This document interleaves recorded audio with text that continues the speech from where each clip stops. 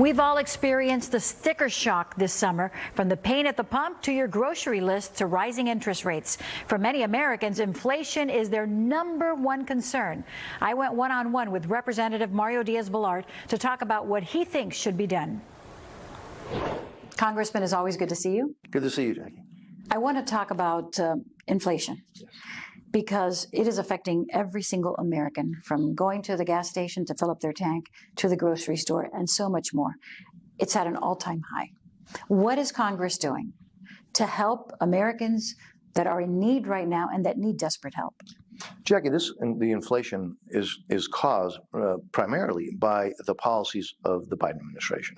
When they declared war on domestic energy production, then it shouldn't surprise us that gasoline prices, energy prices, prices for fertilizers that comes from the same substance have gone up immensely. So the price of everything has gone up. And first administration said, well, it's transitory. Then they said it's only for the rich people. And well, the reality is that it's hurting every American family. Every American family is paying over $3,500 more a year for basic issues, food, gasoline, than they were before President Biden swore in. And again, it's caused by the president's policy. Short-term and long-term, what can you do? Yeah, first place, what you don't do is what they're trying to do. They want to continue to spend more, and you don't solve inflation by spending more government taxpayer money. And so first we have to stop the bleeding. Number two is we have to have an aggressive energy policy to stop getting energy from other countries, which, by the way, also hurts the environment and costs the American people so much more. We have to develop, like we did before, our own domestic energy sources. So again, it's an issue of common sense, taking a step back, stopping the policies that have created the problem. And remember the old adage, right? When you're in a hole, stop digging. This president and this administration only knows how to continue digging, and the ones who are suffering the consequences are the American people who are struggling with high interest rates, with ridiculously high inflation costs, and even, by the way, lack of baby formula. All of this caused by the irresponsible policies of President Biden and the Democrats who control both the House and the Senate. Can you also blame the situation that's happening in Ukraine right now, in part? That has added to it. But let's be very clear. The gasoline prices started skyrocketing, inflation started happening way before the invasion took place. And so, again, the facts demonstrate this. This is a president who has been trying to blame everybody else for the problems that he has caused. Even people who own gas stations, he's blamed. He's blamed businesses. He has blamed everybody except the one real culprit, which is the ridiculously idiotic, irresponsible, expensive policies that this administration has put on the American people, which are causing inflation, interest rates, and don't get me started either about the southern border or the security or lack of security in American cities, all of it caused by this reckless, radical left-wing agenda, which is not what President Biden said he was going to do, but that's what he's doing as president of the United States. I want to talk about something that you voted for, and it was bipartisan, and that was the same-sex marriage that you were in favor. Was there any question ever that you would vote against it? My issue there is that there's been, in American jurisprudence, there's been a tradition of one state respecting another. When it comes to marriage, one state respecting what other states do. So to me, that's the real issue. And I will tell you, by the way, one of the things that I think that's been the tradition.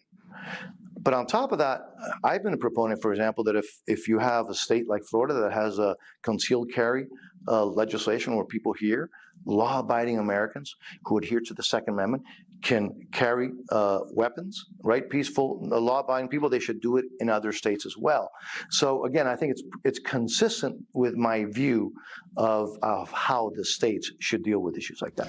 We've been looking closely at the January 6th Commission hearings that have been going on. And there have been some revelations that have come out of those hearings, including from Republicans that worked with the former president. Do you believe, if you've watched those hearings, do you believe that the president, the former president, betrayed his oath of office by his actions or his inaction on that day? Jackie, I have to confess that I haven't watched them at all, because I believe that they're totally illegitimate.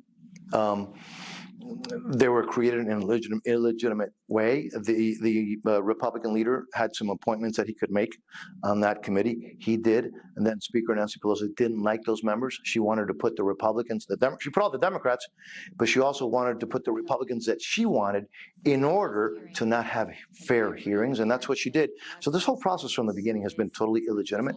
So I haven't spent any time watching it. What I think, however, the American people are concerned about is the cost of living, the cost of energy, the cost of gasoline and food, baby formula that they don't have access to, all of these issues created by President Biden in his administration.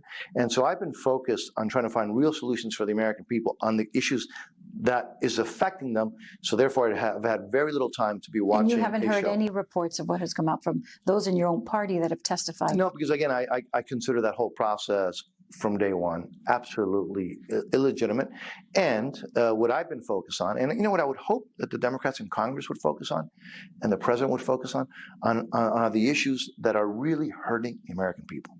Food prices, energy prices, rent prices, electricity prices. Those are the issues that I think we need to focus on. And I wish that the Democrats in Congress and the president would focus on those issues and not double down on the policies that have created the problems in the first place. Midterms are upon us. What's your hope for them? I'm very optimistic. But remember, polls don't matter. The only poll that matters is during the election. So I think in the polls, however, you see that the American people are reacting to their situation, the crisis after crisis created by President Biden and the one-party rule in Washington is really hurting the American people. And I think they understand that there's a better way, that the Republicans have better answers. That's what the polls show, but the polls don't matter. The only one that matters is who turns out to vote during the elections. Congressman, as always, thanks for joining us. Thank you, Jack.